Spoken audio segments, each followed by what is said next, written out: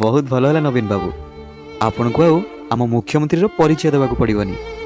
ଆପଣ ଯଦି ଏମିତି ଆମ ପାଖରେ ସବୁବେଳେ ଥାନ୍ତେ, ଆମ ଲୋକମାନେ ଆପଣଙ୍କ ମହତ୍ଵ କେମିତି ବୁଝିଥାନ୍ତେ? ମଣିଷ ନିଜ ଲୋକମାନଙ୍କର ମହତ୍ଵ ସେତେବେଳେ ବୁଝିଥାଏ ଯେତେବେଳେ ସେମାନେ ଦୂରକୁ ଚାଲିଯାଆନ୍ତି।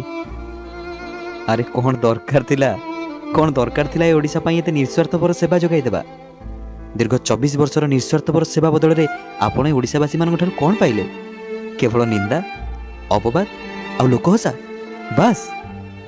ଆରେ କ'ଣ ଦରକାର ଥିଲା ବନ୍ୟା ବାତ୍ୟା ଭଳି ପ୍ରାକୃତିକ ବିପର୍ଯ୍ୟୟ ସମୟରେ ଦେବଦୂତ ହୋଇ ଲୋକଙ୍କ ପାଖରେ ଠିଆ ହେବା?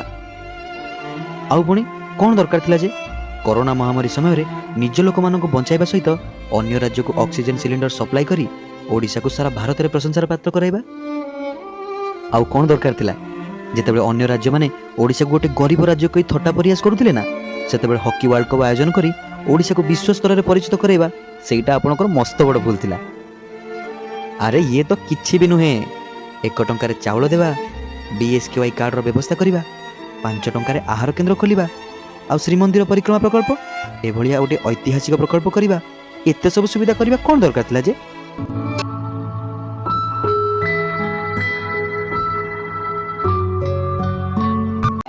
ଆପଣ ଦେଖିଲେ ନା, ଆପଣଙ୍କର ଏତେ ସବୁ ସେବା ବଦଳରେ ଆପଣଙ୍କୁ ଏ ଓଡ଼ିଶାବାସୀ କେମିତି ପାଦରେ ଆଡ଼େଇ ଦେଲେ। ଆପଣ ସବୁ କିଛି ଦେଇ ପ୍ରତି ବଦଳରେ ଗୋଟେ କଥା କୁହନ୍ତି, ଆପଣ ମାନେ ଖୁସି ତ? ଏବେ ମୁଁ ଆପଣଙ୍କୁ ପଚାରୁଛି, କ'ଣ ଆପଣଙ୍କ 24 ବର୍ଷର ସେବାର ଫଳ ପାଇ ଏବେ ଆପଣ ଖୁସି ତ? ସତରେ ସାର୍, ଦୀର୍ଘ 24 ବର୍ଷ ଧରି ଏ ଓଡ଼ିଶାର ଜନସାଧାରଣମାନଙ୍କର ସେବା କରି କରି ଆପଣ ଥକିଯିବେଣି।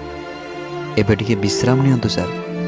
ଆଉ ଦେଖନ୍ତୁ, ଆପଣଙ୍କ ହାତରେ ଗଢ଼ା ଏ ସୁନାର ଓଡ଼ିଶା ଆହୁରି ସମୃଦ୍ଧି ଆଡ଼କୁ ଅଗ୍ରସର ହେଉଛି କି ଅର୍ଦ୍ଧପତନ ଆଡ଼କୁ ଯାଉଛି।